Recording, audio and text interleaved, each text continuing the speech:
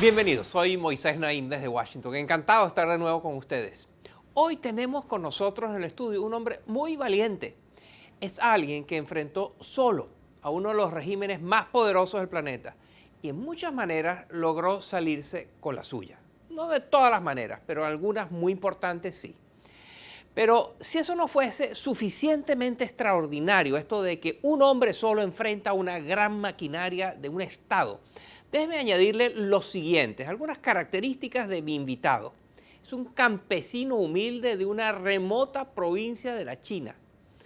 Es analfabeta, fue analfabeta hasta los 18 años y es completamente ciego. Se llama Chen Guangcheng, pero es conocido mundialmente como el abogado descalzo. Es uno de los más conocidos y valientes disidentes de China. Su lucha por los derechos de los discapacitados y de los derechos de las miles de mujeres forzadas a abortar debido a la ley que prohíbe a las familias chinas tener más de un hijo, transformó la vida de millones de sus compatriotas. Pero esto le salió caro. Guangcheng pagó su osadía con la cárcel, con terribles sufrimientos y finalmente con el exilio. Acaba de publicar sus memorias en un libro que llamó The Barefoot Lawyer, que en español quiere decir el abogado descalzo. En este libro narra la historia de su batalla por la libertad y por la justicia en China. Pero antes de pasar a mi conversación, los invito a conocer esta fascinante historia de una persona muy especial. Miren. A los pocos meses de nacer, en 1971, una misteriosa enfermedad dejó ciego a Chen Guangcheng. Era el quinto hijo de una familia pobre en una zona rural de China y creció oyendo las historias tradicionales chinas donde los justos siempre prevalecían sobre los tiranos. En 1998 dejó su provincia por primera vez para estudiar medicina tradicional, pero los masajes y la acupuntura no eran lo suyo. A él le interesaban las leyes y se hizo abogado autodidacta. Chen era un buscapleitos.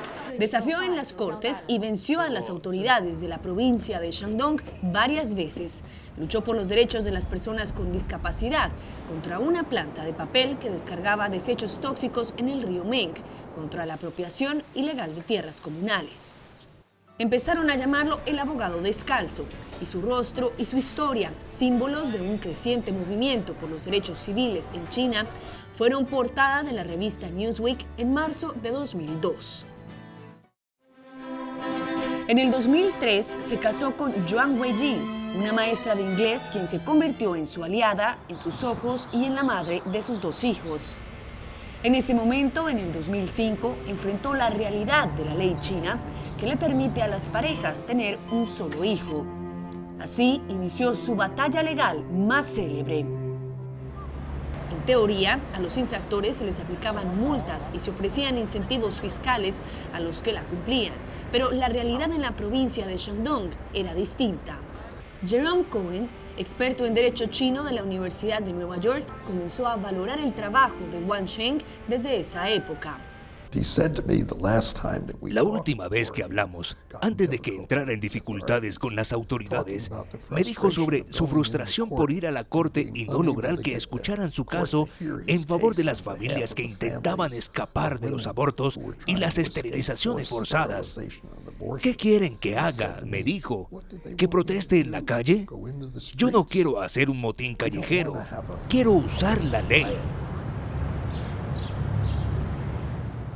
Tan solo en ese año, Chen logró registrar más de 130.000 casos de mujeres obligadas a abortar y esterilizadas. Presentó una demanda en su nombre y ganó. Los abortos fueron suspendidos, al menos por un tiempo, pero las autoridades de la ciudad de Lingying no se lo perdonaron. Fabricaron pruebas en su contra y lo condenaron por supuesta alteración del orden público. Después de 4 años en la cárcel, Chen fue confinado con su familia a su pequeña casa rural.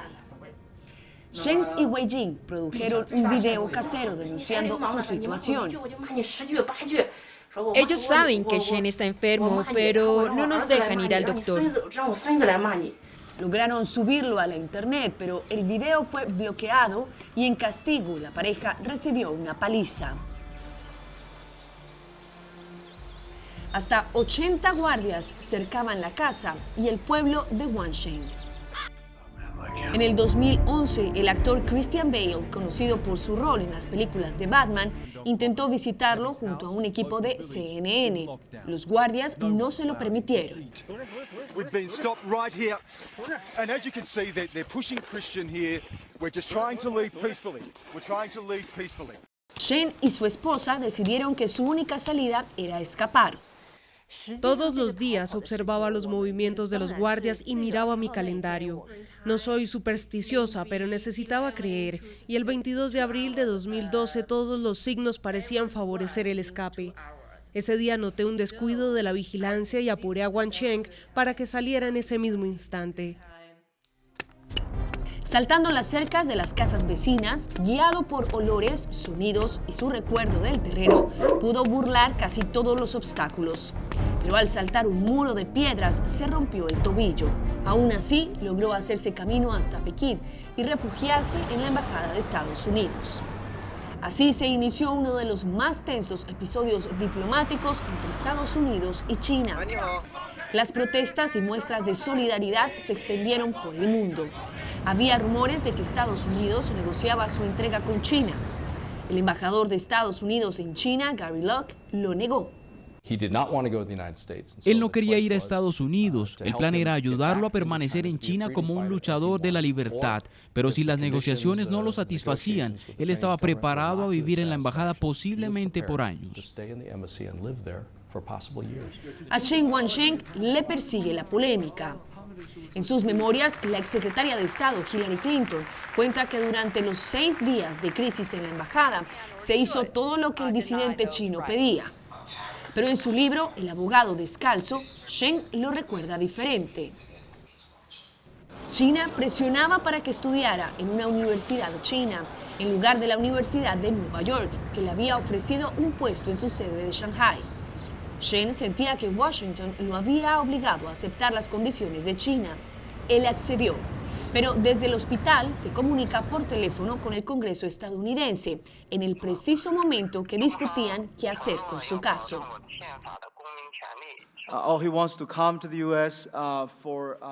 Quiere venir a Estados Unidos a descansar. No ha descansado en 10 años. Así anunció su decisión de salir de China. Una jugada incómoda para Estados Unidos, pues afectaba su diálogo estratégico con China. Y también lo era para China, que entonces enfrentaba un escándalo de corrupción al más alto nivel del Politburó. Finalmente, Chen se sale con la suya. Viaja el 19 de mayo de 2012 a Estados Unidos con su familia, con una beca de 1 año en la Universidad de Nueva York. Chen Wancheng sabía que ahora era un hombre libre, pero su familia y muchos de los que le ayudaron a escapar pagarían un alto precio en China. Muchos fueron detenidos y apaleados. En el exilio, Chen no ha dejado de abogar por ellos. Está convencido de que volverá más temprano que tarde y que en China, como en las historias antiguas que le leía su padre, la justicia se impondrá al final.